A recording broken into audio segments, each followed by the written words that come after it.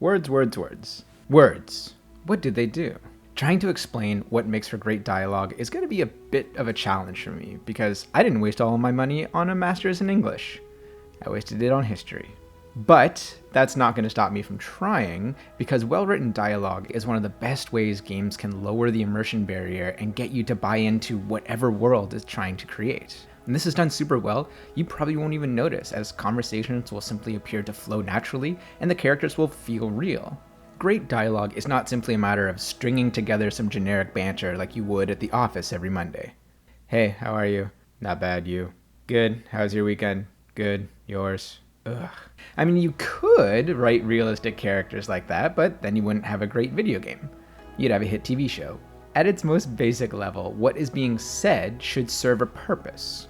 Every line, every exchange between characters is the chance for us as players to learn about the protagonists, about the people around them, the world, their journey, everything. Here, as an example, let's take a look at one of the opening moments from the game Skyrim and see how they do conversational exchanges. You started this war, plunged Skyrim into chaos, and now the Empire is going to put you down and restore the peace. What was that? It's nothing. Carry on. Yes, General Tullius. Give them their last rites.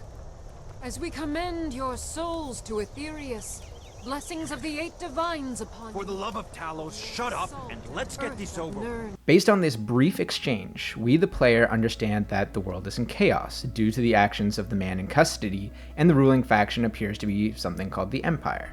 The man talking is a general named Tullius, who commands respect of those around them to the point that when they hear obvious ominous screeching in the air, he can hand wave it as nothing, and that's the end of it. We learn that the Empire is religious, and that there are 8 divines, and that those being executed, the faction known as the Stormcloaks, seem to worship someone else called Talos.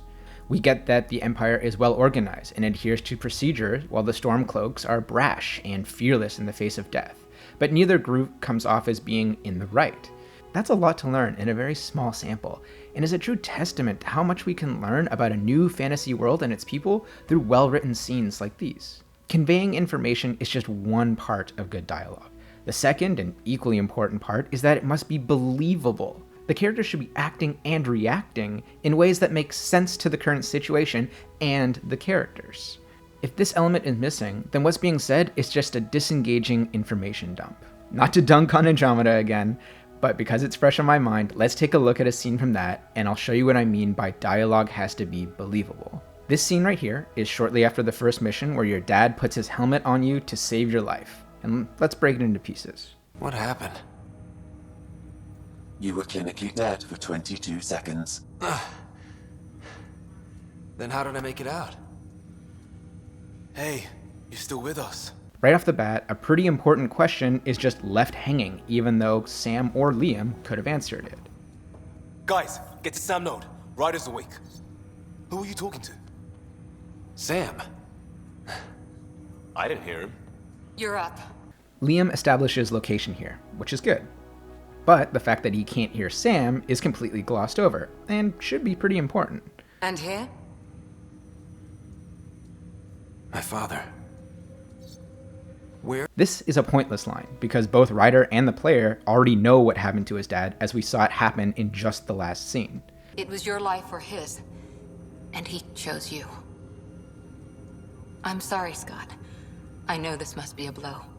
He made the ultimate sacrifice. He got the team out of danger. We all owe him for that. This is a confusing line because, as we established, Ryder has no idea what happened. He once said that when his time came, he wanted to go out among stars no one had seen before.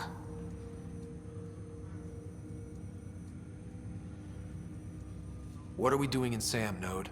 This is awkward because Ryder already appears to be over the death of his dad, and once again, establishes location, which we already know thanks to Liam 30 seconds ago. This scene falls flat because no one is acting in a way that makes sense, and no real new information is being shared with the player. Particularly big, impactful moments like the death of a father, a great character building opportunity, are wasted here and given the same emotional impact as finding out your food order is going to be 10 minutes late. The end result is an exchange that comes off feeling unimportant, which causes the player to disengage and lose interest.